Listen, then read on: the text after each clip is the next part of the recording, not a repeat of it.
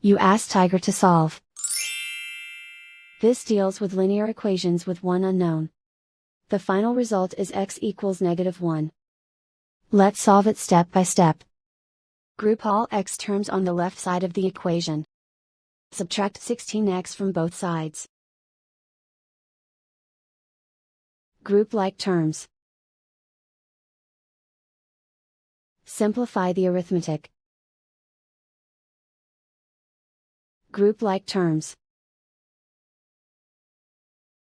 Simplify the arithmetic.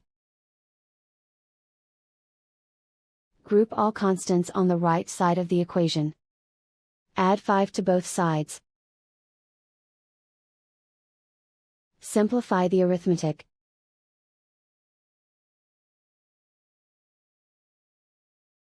Isolate the x. Divide both sides by -13.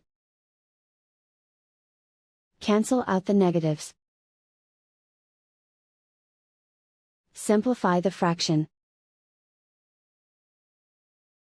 Move the negative sign from the denominator to the numerator.